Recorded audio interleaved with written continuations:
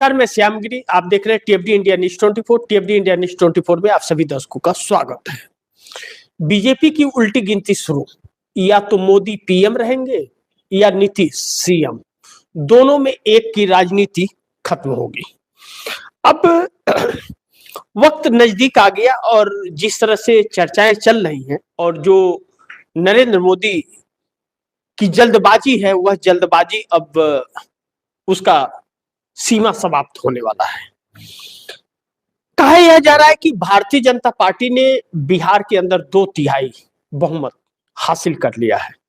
मैं नहीं जानता कैसे कर लिया है, उसके ऊपर अभी विश्लेषण में मैं समीकरण देखूंगा और आप दर्शकों को बताऊंगा कि क्या समीकरण बन रहे हैं कि 2/3 का, और यह खरवास खत्म हो जाएगा ऐसा कुछ नहीं। अब वह तुरंत जल्द करने वाली है। कौन कौन पार्टी टूट रही है या भाजपा खत्म हो रही है। अब दो में या तो नीतीश कुमार सीएम नहीं रहेंगे या तो मोदी पीएम नहीं रहेंगे। अब खरवास तेल लेने गया, अब राजनीति भूचाल मारने लगी है। बिहार के अंदर बहुत गर्माहट है और बिहार के अंदर की गर्माहट यह क्या करवट लेगी यह वक्त बताएगा। लेकिन बड़ी महत्वपूर्ण है कि अमित शाह मध्य प्रदेश गए और मध्य प्रदेश में अमित शाह के कार्यक्रम के अंदर महिलाओं ने काले झंडे दिखा दिए और विरोध कर दिया खुल करके भारतीय जनता पार्टी का। क्यों? वह लाडली बहना का स्कीम को लेकर के वादा खिलाफी भारतीय जनता पार्टी की नस नस में है। किसी को भी धोखा देना अगर किसी को सीखना है तो मोदी और शाह की राजनीति पर आप नजर रखिए, आपको धोखा देना आ जाएगा। नहीं भी जानते हैं तो आ जाएगा, नहीं करना चाहते हैं तो भी करने लगेंगे आप। तो अमित शाह का जो बगावत हुआ और मोहन यादव सीएम थे, जो बगावत हुआ खुल करके, अमित शाह पानी पानी हो गए। जीतू पटवारी कांग्रेस के प्रदेश अध्यक्ष ने ट्वीट किया।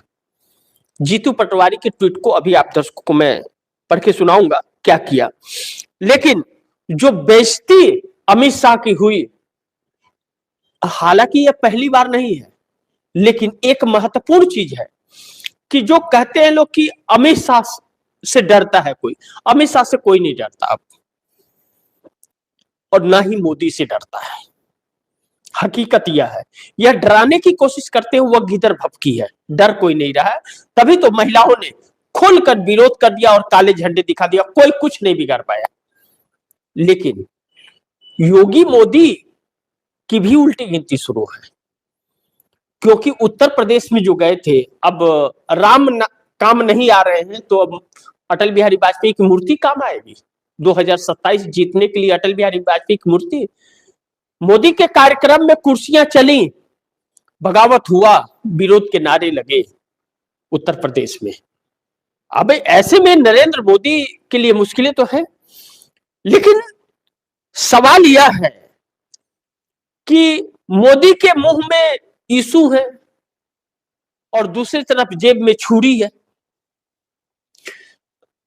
क्रिसमस के दिन यीशु के नाम पर जो जाकर के दिल्ली के अंदर एक चर्च में जो ढोंग रच रहे थे प्रधानमंत्री, और दूसरी तरफ जो क्रिसमस के दिन हर जगह जाके चर्च में तोड़फोड़ की जा रही थी, पूरे विश्व में देश का के सम्मान को खो दिया नरेंद्र मोदी ने। दुर्भाग्य है कि नरेंद्र मोदी हमारे देश के प्रधानमंत्री हैं और विदेशों में बड़े बड़े हेडलाइनों में भारत का ऊपर थूक रहे थे लोग और टीवी चैनलों के ब्रेकिंग चल रहे थे। ट्रंप की प्रतिक्रिया का इंतजार। लेकिन दूसरी तरफ बिहार में या तो नीतीश अब सीएम रहे या मोदी पीएम रहे, दो में एक रहेगा। नीतीश अगर सीएम की कुर्सी से हटा दिए जाते हैं और तोड़ दिए जाते हैं तो मोदी पीएम बने रहेंगे, और अगर नीतीश ने विपक्ष के साथ मिल करके और सरकार बना ली, सीएम रह गए, तो मोदी पीएम नहीं रहेंगे। अब इस मुकाम पर राजनीति आकर के खड़ी हो गई है नरेंद्र मोदी की। कहा जा रहा है कि भारतीय जनता पार्टी थोड़ी जल्दबाजी में है। 2/3 नेताओं के लेटर राज्यपाल तक पहुंच गए हैं। यह वक्त बताएगा, जब आएगी खबर तो राज्यपाल के पास से, या कब यह कारनामा करने वाली है भाजपा। लेकिन कहा जा रहा है कि लेटर पहुंच चुका है 2/3 बहुमत का, यानी कि भाजपा अपना सीएम बनाने जा रही है, यह बात कही जा रही है। तो क्या नीतीश कुमार इतनी आसानी से बैठ जाएंगे? उपेंद्र कुशवाहा टूट चुके हैं, क्या जीतन राम मांझी भी टूट रहे हैं और नीतीश कुमार भी टूट रहे हैं, या विपक्ष टूट रहा है? क्योंकि तेजस्वी यादव के, लालू प्रसाद यादव, राबड़ी देवी का घर रातों रात खाली करा दिया गया था कल देर रात, तकरीबन 12 से 2 के आसपास। इतनी रात को घर खाली कराने का क्या मतलब था और क्यों? और लालू प्रसाद यादव, राबड़ी देवी, तेजस्वी यादव दिल्ली में। तो क्या आप तेजस्वी यादव पटना पहुंचने वाले हैं? नीतीश कुमार की क्या है रणनीति? सुबह ही यह खबर आई थी कि नीतीश कुमार के सांसद ने बयान दिया था कि भारतीय जनता पार्टी जेडीयू को तोड़ना चाहती है और नीतीश को कुर्सी से हटाना चाहती है। सुबह ही का बयान है, आज सुबह ही आया था, मैंने खबर भी की थी उस पर। अब ऐसे में देश की राजनीति एक अलग दिशा में जाती हुई नजर आ रही है। लेकिन दूसरी तरफ मोदी योगी दोनों की कुर्सी संकट में है क्या? क्योंकि योगी के खिलाफ ब्राह्मण जो विधायक हैं, 50 विधायकों की बैठक हुई थी, कहा जा रहा है कि योगी के विरोध में है। और उन विधायकों का आरोप था कि उनको न तो सम्मान मिल रहा है और न उनका हक मिल रहा है। 10 साल होने वाले हैं, चुनाव 27 में आने वाला है, और भारतीय जनता पार्टी के लेकर के माहौल सही लग नहीं रहा है। राम तो काम नहीं आए थे 24 लोकसभा चुनाव में, और लग रहा है इस बार भी राम काम नहीं आएंगे, इसलिए अटल बिहारी वाजपेयी के मूर्ति बनाई जा रही है। बाकी की मूर्ति बनाई कोई है तो नहीं इस पार्टी के पास इतिहासकार, जिसका इतिहास में नाम रहा हो, जिसके नाम पर वोट मांग सके। तो ऐसे में भारतीय जनता पार्टी परेशान है। और अगर विद्रोह ब्राह्मण समाज कर रहे, तो 2024 में ठाकुर समाज भी विरोध किया था भाजपा का, मोदी का।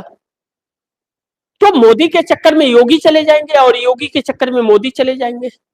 बिहार और उत्तर प्रदेश एक अलग करवट ले रहा है। लेकिन दूसरी तरफ तू चल मैं आया वाली कहानी है। नीतीश कुमार के साथ साथ अगर चंद्रबाबू नायडू खड़े हो रहे हैं तो दिल्ली में हलचल तेज हो जा रही है। लेकिन नीतीश कुमार को हटा करके अगर भारतीय जनता पार्टी बिहार में सरकार बना रही है, तो क्या नीतीश की पार्टी टूट रही है? उनके सांसद उनके साथ हैं या मोदी के साथ चले जाएंगे? सारी कहानी यहीं पर आकर के अटक जा रही है। ऐसे में नीतीश कुमार इतनी आसानी से हार मान जाएंगे 85 सीट होने के बावजूद? क्या इस पर भरोसा और विश्वास किया जा सकता है? बिल्कुल नहीं हो रहा है। क्योंकि नीतीश कुमार के ऊपर जब बात आ जाएगी और इस हद तक भारतीय जनता पार्टी चली गई है कि राज्यपाल के पास तक खत चला गया है, तो नीतीश कुमार शांत कहां बैठ सकते हैं? बिहार के अंदर राजनीति जो हिचकोले खा रही है और करवट ले रही है, किस करवट बैठेगी यह तो देखना जरूरी है और वक्त बताएगा। लेकिन मैं यह जरूर कहूंगा आप दर्शकों को अब दावे के साथ कि या तो मोदी प्रधानमंत्री रहेंगे या तो नीतीश सीएम रहेंगे। अब दो में एक ही होने वाला है। इन दोनों में एक की राजनीति खत्म हो जाएगी। अगर नीतीश हटा दिए गए, हट गए, नहीं सरकार बना पाए, तो नीतीश की राजनीति खत्म, द एंड राजनीति को वही। और मोदी हटा दिए गए, मोदी की कुर्सी छीन ली गई, सरकार गिरा दी गई, तो मोदी उसके बाद चुनाव लड़ने लायक नहीं बचेंगे और ना ही चुनाव लड़ पाएंगे वह, ना तो उनको सपोर्ट उन्हीं की पार्टी करेगी। दोनों एक ही स्टेज पे खड़े हैं, लेकिन इसमें दो चीजें हैं, लेकिन दोनों एक ही राह पर जाकर खड़ी होती है। अगर नीतीश के साथ ऐसा भाजपा ने किया तो नीतीश के सांसद भी टूटेंगे, विधायक भी टूटेंगे, वह दूसरे तरफ जाएंगे। और दूसरी तरफ मोदी अगर गिरे तो मोदी के जो सांसद हैं 104 जो दूसरे दलों के आए हुए नेता हैं, वह भी भाजपा छोड़ जाएंगे। फिर भाजपा के पास ठेंगा मिलेगा और कुछ नहीं। और फिर उसके बाद भाजपा का सत्ता में आ पाना इतना आसान नहीं होगा। लेकिन दूसरी तरफ मोदी इतनी आसानी से सत्ता छोड़ने वाले भी नहीं है, यह भी बात है। तो क्या अब लड़ाई आखिरी स्टेज में सत्ता की आ गई है कि एक तरफ इंडिया गठबंधन व्यवस्था बदलना चाहता है, लोकतांत्रिक तौर पर व्यवस्था करना चाहता है, और दूसरी तरफ मोदी तानाशाही वाला व्यवस्था करना चाहते हैं। मोदी और शाह दोनों में कौन मारेगा बाजी, यह देखना महत्वपूर्ण होगा। लेकिन एक और जो चौंकाने वाली बात है कि राहुल गांधी से डरे हुए मोदी विदेश में भी राहुल गांधी को लेकर के जासूसी करवा रहे हैं। यह बात निकल रही है कि जर्मनी में भी जासूसी हो रही थी और हर जगह जासूसी होती है उनकी, लेकिन जर्मनी में वह जासूस पकड़ा गया। 2 जासूस पकड़े गए राहुल गांधी की जासूसी करते हुए। यानी कि राहुल गांधी ने सच कहा था कि यह जासूसी कराती है, कॉल रिकॉर्डिंग कराती है, सब कुछ कराती है। यानी कि यह खौफ है ना, डर है मोदी को। नहीं तो पिछली सरकारें तो विपक्ष के खिलाफ ऐसा नहीं कराती थी, लीडर ऑफ अपोजिशन के खिलाफ। कोई देशद्रोह तो कर नहीं रहे हैं राहुल गांधी, विदेश में जा रहे हैं, और विदेश में अगर डिमांड है राहुल गांधी की तो पढ़े लिखे लोगों की है, और वैसी कुछ तो खूबी होगी उनके अंदर, मोदी की क्यों नहीं है?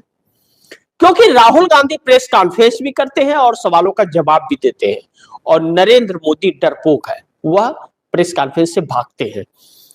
11.5 साल में नरेंद्र मोदी हिम्मत नहीं जुटा पाए प्रेस कॉन्फ्रेंस करने का। वह देश क्या खाक चलाएगा वह व्यक्ति? हाँ, जो देश को एकजुट नहीं कर पाया और बांटता है, इसी देश में क्रिसमस के दिन क्रिश्चियंस पर हमले करवाता है, तोड़फोड़ करवाता है, वह देश एकजुट क्या खाक करेगा? एक ऐसे मोड़ पर देश आकर के खड़ा हो गया है जो आने वाले वक्त में क्या होगा इस देश का, ऐसे नेता राजनेता अगर देश में रहे तो यह सोच करके भी रूह कांप जाती है। ऐसे में बड़ी महत्वपूर्ण है, कुछ सवालों पर हम लोग चर्चा करेंगे और जानने की कोशिश करेंगे। पहला कि अमित शाह का मध्य प्रदेश में भयंकर बेइज्जती, महिलाओं ने बीजेपी से बगावत कर दिया। शिवराज सिंह चौहान ने 1500 रुपये महिलाओं को देने के लिए कहा था, बाद में 2000 कहा, बाद में 3000 कहा कि हम 3000 तक भी देंगे, लेकिन महिलाओं को जो दिया जा रहा था वह भी नहीं मिल रहा है।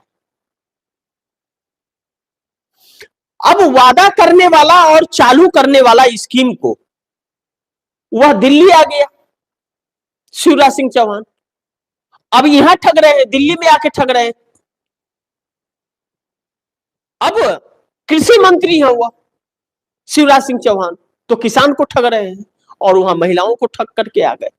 मामा कहे जाने वाले शिवराज सिंह चौहान महिलाओं का सम्मान नहीं दिला पाए, जिसके नाम पर भारतीय जनता पार्टी 29 लोकसभा की सीटें भी जीती और मध्य प्रदेश में सरकार भी बनाई। जीतू पटवारी जो कांग्रेस के प्रदेश अध्यक्ष और युवा चेहरा है और लगातार सड़कों पर आते हैं, जीतू पटवारी लिखते हैं कि जिन्होंने लाडली बहनों को 3000 देने का वादा किया था वे तो दिल्ली चले गए। ध्यान से सुनिएगा इसे और समझने का प्रयास कीजिएगा। जिन्होंने लाडली बहनों को 3000 देने का वादा किया था वे तो दिल्ली चले गए, और यहां वाले पिछले 2 साल से आंखें मूंद कर सो रहे हैं। यानी कि शिवराज सिंह चौहान ने 3000 देने का वादा किया था, वह दिल्ली चले आए, और वहां पर मोहन यादव की जो सरकार है वह सो रही है, वह लोगों को पैसे दे नहीं रही है, ना तो सुन रही है उनकी। इसलिए आज प्रदेश की लाडली बहनों ने केंद्रीय मंत्री अमित शाह जी को काले झंडे दिखाकर 3000 देने का वादा याद दिलाया। यानी कि अमित शाह का खौफ और डर अब कुछ नहीं है, प्रशासन का खौफ नहीं है, सीधा काला झंडा दिखा करके विरोध किया और कहा कि 3000 हमारे कब मिलेंगे, और याद दिलाया। जी, आज ये हमारी बहनें जवाब नहीं अपना हक मांग रही हैं, लेकिन दुखद है कि आपकी सरकार ने पिछले 2 सालों में हमारी बहनों को सिर्फ अत्याचार ही दिया। यानी कि मध्य प्रदेश के अंदर जो भारतीय जनता पार्टी या अपने आप को बजरंग दल कहने वाले ढोंगी उपद्रवी जो है वह जिस तरह महिलाओं के साथ बलात्कार, दलितों के चेहरे पर पेशाब करना, यह करतूतें इन लोगों की नजर आती है, वह डरावनी है। इस बात से इंकार नहीं कर सकते। मैं अंधभक्तों को भी कहूंगा जिन्होंने आज भी अपने आंखों पर पट्टी बांध रखी है कि ऐसा ना हो कि जिस दिन आपके आंखों की पट्टी खुले उस दिन आपके पैरों के नीचे जमीन भी ना हो। आते हैं चैनलों पर, कमेंट में भद्दी भद्दी बातें लिखते, आप लिखिए।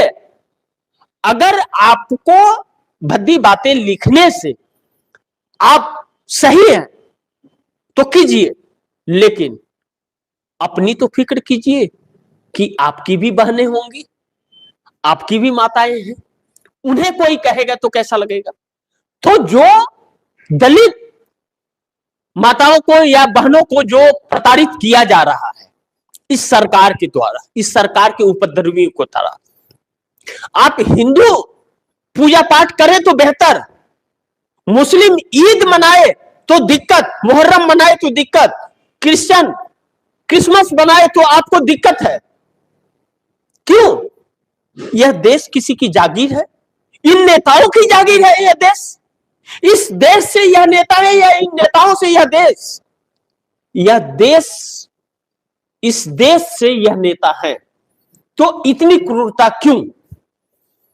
जब इस देश के अंदर लोकतंत्र है, संविधान है, लोकतांत्रिक देश है, यह सेकुलर देश है, यह किसी एक की जागीर नहीं है।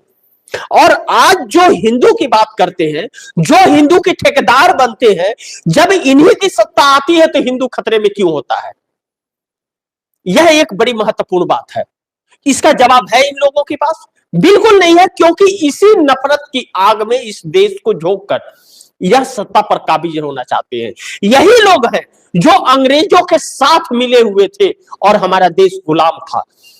जब हमारे देश की आजादी सेकुलर लोग लड़ रहे थे, हिंदू, मुस्लिम, सिख, ईसाई सब लड़ रहे थे और सबके पुरखों ने अपनी जान गंवाई है इस देश की आजादी के लिए। तब यही सत्ताधारी आज जो हमारे देश के अंदर है, यह अंग्रेजों के साथ मिलकर के हमारे लोगों को मरवा रहे थे। यह नहीं चाहते थे देश गुलामी से आजादी की तरफ बढ़े, और आज यह देश की बात करते हैं। मुंह में राम और बगल में छुरी, यह कब से राम के हितैषी हो गए? और यह कौन होते हैं? किसी धर्म के साथ कुछ कहने वाले। लेकिन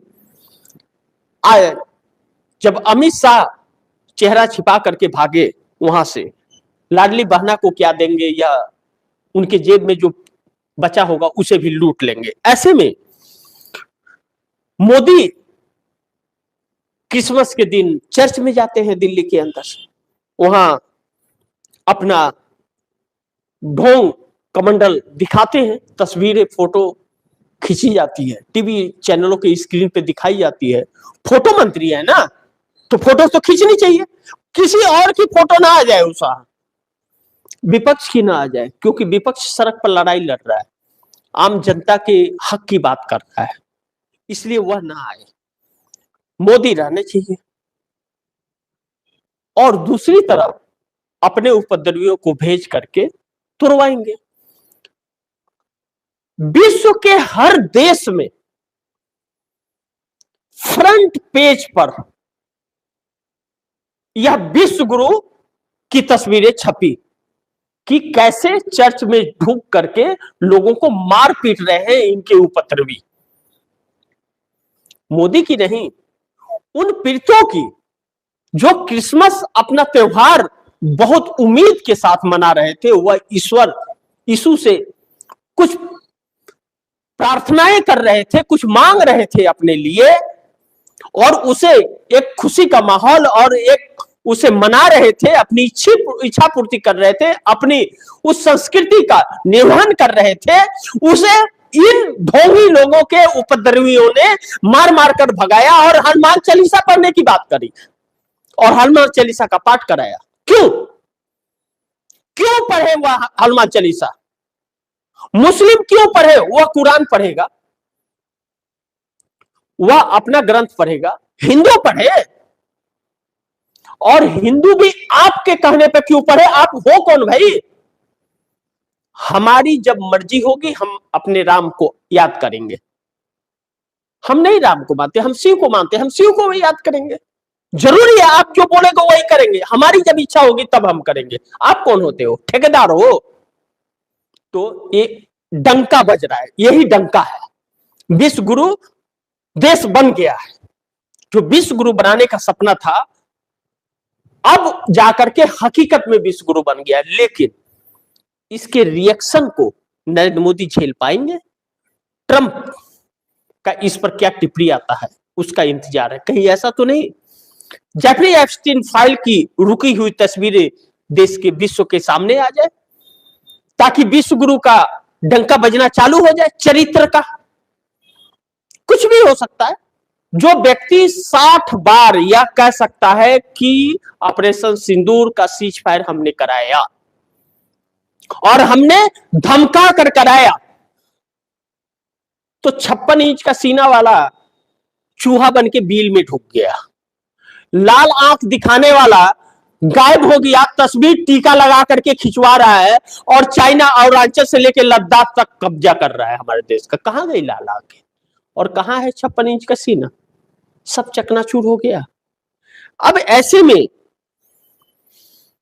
डंका बज रहा है या लंका लग रहा है, इसका फैसला आप दर्शक कीजिए तो बेहतर होगा। मैं तो परिस्थितियों को आप दर्शकों के सामने रखता हूं। दूसरी चीज, बिहार एनडीए में भूचाल, नीतीश सीएम रहेंगे या मोदी पीएम? दोनों में एक की राजनीति खत्म हो गई। अब यह बड़ी महत्वपूर्ण बिंदु है, बड़ी ध्यान से इसे समझिए आप दर्शक, कि नीतीश कुमार दिल्ली आए हुए थे और यह हुआ कि अब पश्चिम बंगाल के चुनाव तक भाजपा छेड़ेगी नहीं। अब मार्च के बाद यह कहा जाएगा कि आप छोड़िए, संन्यास ले लीजिए, दूसरा कोई सीएम बनेगा। मैं पहले ही कहा था आप तो उसको, कोई नीतीश शपथ ले रहे हैं, 2 महीना 3 महीना के बाद में हटा दिए जाएंगे।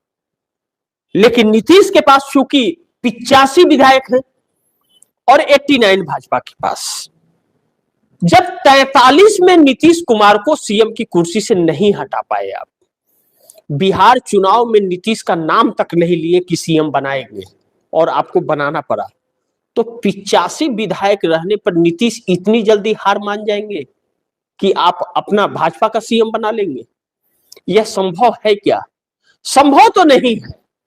लेकिन जो खबर आ रही है चौंकाने वाली कि 2/3 विधायकों का सरकार बनाने के लिए लेटर जो है राज्यपाल के पास पहुंच चुका है। अब इसके पुख्ता सबूत तो नहीं है अभी कि जो इस पर बहुत गारंटी के साथ चर्चा किया जा सके, लेकिन यह खबर वैसे ही चल रही है जैसे गोदी मीडिया यह चला रहा था कि बिहार में नीतीश खरवास के बाद इस्तीफा दे देंगे, भारतीय जनता पार्टी का सीएम होगा।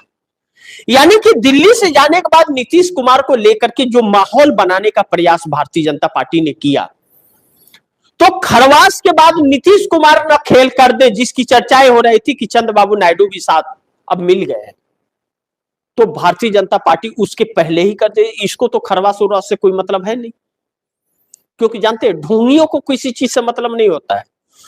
अब बताइए, राम को कोई लेके आ सकता है क्या? जो दुनिया की रचयिता है, जो दुनिया देख रहा है, उसे ये ला रहे हैं कि जो राम को लाए हम उनको लाएंगे। इनकी हैसियत इतनी हो गई ढोंगियों की। तो क्या हुआ परिणाम? 24 में अयोध्या के आसपास की सारी सीटें हार गए। लग गया गाल पर तमाचा, खुश हो गए, हो गया, विश्व गुरु बन गए, ऊपर से टपकने वाले महामानव। क्या हुआ? लेकिन दूसरी तरफ अब नीतीश कुमार भी, सुबह जो खबर आई थी, रिपोर्ट आई थी, और जो जेडीयू के सांसद ने यह कहा था कि भारतीय जनता पार्टी और मोदी शाह बिहार के अंदर नीतीश कुमार को हटा के अपना और पार्टी तोड़ने की कोशिश कर रहे हैं। किसने कहा? सांसद ने कहा। सांसद के कहने का मतलब, तात्पर्य यह होता है कि जिस सांसद ने यह चिंता जताई कि पार्टी तोड़ने की कोशिश की जा रही है, इसका तात्पर्य यह है कि नीतीश कुमार के सभी सांसद मोदी के साथ नहीं है। नीतीश कुमार को हटाने के पहले नरेंद्र मोदी को अपनी कुर्सी मजबूत करनी पड़ेगी, अन्यथा कुर्सी चली जाएगी।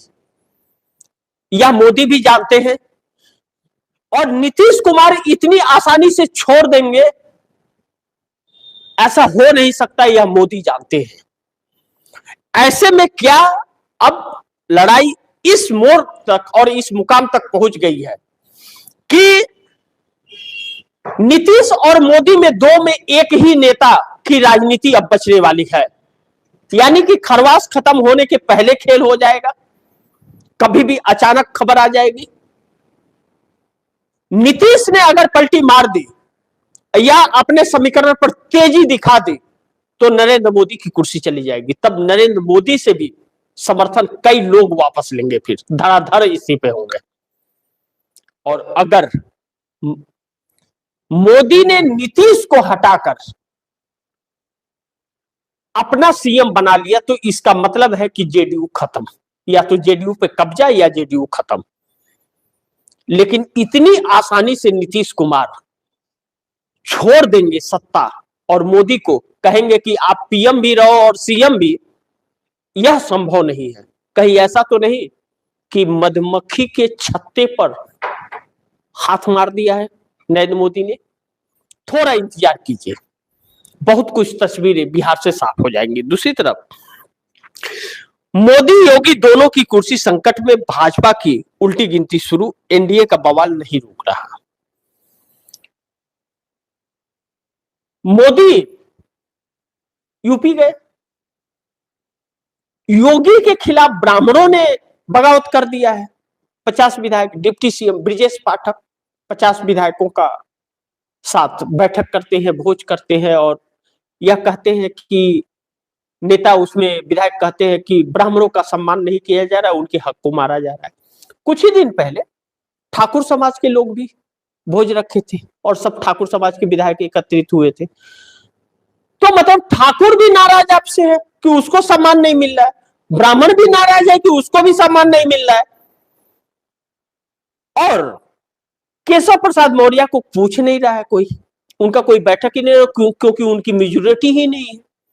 अब ब्रिजेश पाठक यह दिखाना चाहते हैं कि ब्राह्मण समाज के साथ दलित और अति पिछड़ा भी है, या फिर 2027 में होने वाली हार का संकेत मिल गया है, इसलिए बगावत चल रहा है। क्योंकि ठाकुरों ने मोदी का विरोध किया था और योगी ठाकुर है और ठाकुर समाज को लेकर के बहुत एक्टिव रहते कहा जाता है, तो फिर ठाकुर का ही विरोध कर रहे हैं। या फिर मोदी और शाह योगी को हटाना चाहते हैं, इसलिए एक तरफ ठाकुर है एक तरफ ब्राह्मण विरोध करने लगे हैं। योगी की चाल है या मोदी की, या फिर दोनों के खिलाफत हो गई है पार्टी और यह जान गई है कि 27 में सत्ता नहीं आएगी तो पाला बदल दो। क्योंकि शिवपाल यादव समाजवादी पार्टी के महासचिव और अखिलेश यादव की चाचा ने यह कहा ब्राह्मण समाज को कि हम आपको आपका सम्मान देंगे और आपका हक भी देंगे, आइए हमारे साथ। तो वह चले जाएंगे क्या? इस बात पर भी गौर करना पड़ेगा और नजर बनाए रखनी पड़ेगी। देखते हैं, थोड़ा इंतजार कीजिए, वक्त बलवान है। लेकिन दूसरी तरफ राहुल गांधी से डरे मोदी विदेश में भी करवाने लगे राहुल की जासूसी। आखिर भाई राहुल गांधी से डर क्यों है? न तो उनके पास सत्ता है, न तो आपका कुछ बिगाड़ पा रहे हैं।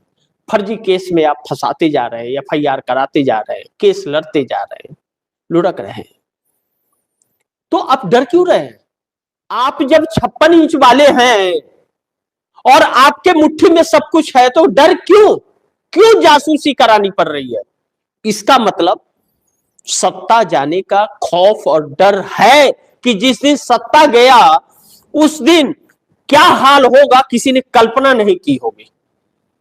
मैं आप दर्शकों को कहता हूं कि नरेंद्र मोदी और अमित शाह पर और इनके कुछ मंत्रियों पर इतने एफआईआर होंगे कि इनके शरीर में उतने रुआं नहीं होंगे।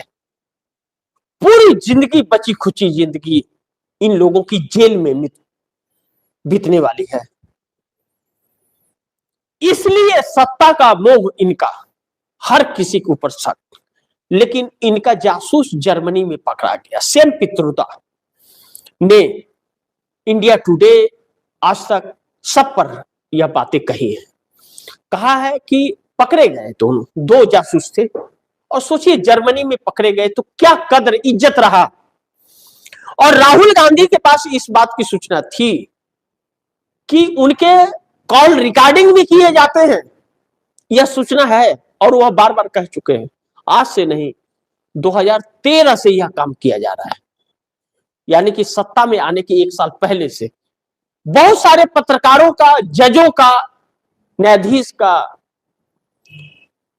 विपक्ष के नेताओं का और भारतीय जनता पार्टी के अंदर के नेताओं का, कुछ आरएसएस वालों का रिकॉर्डिंग लगातार होती है और जासूसी होती है। आप दर्शक सोचिए कि महाराष्ट्र चुनाव के वक्त शरद पवार को सिक्योरिटी अचानक देने की बात कही गई कि उनके जान को खतरा है। उन्होंने कहा हमारे जान को तो खतरा नहीं है। कौन सा इनपुट आपके पास कहां से आया बताइए मुझे। नहीं बताया गया, उन्होंने नहीं ली सुरक्षा। मोहन भागवत को क्यों सुरक्षा दी गई? इसलिए दी गई कि मोहन भागवत के हरकतों पर नजर बनाए रखे सिक्योरिटी और खबर देते रहे इनको। राहुल गांधी ने सुरक्षा मांगी तो क्यों नहीं दिया? उन लोगों, गांधी परिवार का सुरक्षा क्यों हटाया गया? क्योंकि वहां इनकी नहीं चल पा रही है, क्योंकि उन्हें बैकफुट पर ढकलने की कोशिश जो की जा रही है, जितना कोशिश कर रही है उतने ही राहुल गांधी तप के, कहते हैं ना, लोहा तप के बाहर निकल रहा है। राहुल गांधी का जिस तरह विदेशों में भी मान्यता मिल रही है और नरेंद्र मोदी के ग्राफ लगातार गिर रहे हैं। नरेंद्र मोदी झप्पी पप्पी वाले और राहुल गांधी ताल ठोक के कहने वाले। फर्क यह है कि राहुल गांधी लोकतंत्र के लिए जीते हैं और नरेंद्र मोदी पाखंड के लिए जीते हैं। फर्क यह है, आप खुद आकलन कीजिए, सब कुछ तस्वीरें साफ हो जाएगी। इसलिए मैंने कहा कि कहते हैं कि विनाश काले विपरीत बुद्धि, जब विनाश होना होता है तो बुद्धि भ्रष्ट हो जाती है। कहीं खरवास में नीतीश कुमार की कुर्सी छीन करके अपनी उल्टी गिनती तो नहीं शुरुआत करवा रही है, लेकिन एक बार कुर्सी हिली तो हर राज्यों में सरकारें गिर जाएगी भाजपा की, क्योंकि सब पाखंड पर टिकी हुई सरकारें हैं। फिर सत्ता में आ पाना या राजनीति में रह पाना आरएसएस और भाजपा के लिए नामुमकिन हो जाएगा। याद रखिएगा, वक्त बलवान है और अच्छे अच्छे तुर्रम खां वक्त के सामने ढेर हो जाते हैं। इसलिए मैंने कहा कि बीजेपी की उल्टी गिनती शुरू, या तो मोदी पीएम रहेंगे या नीतीश सीएम, दोनों में एक की राजनीति तो अब खत्म होने वाली है। नीतीश सीएम बने रहे तो मोदी पीएम नहीं रहेंगे, क्योंकि नीतीश के एक्शन का इंतजार कई दलें कर रही हैं, कई सांसद कर रहे हैं। नरेंद्र मोदी की कुर्सी भी जा सकती है या नीतीश की कुर्सी, इसमें यही देखना महत्वपूर्ण है कि किसकी कुर्सी बची रहती है। नीतीश की बची तो भाजपा की गई सत्ता,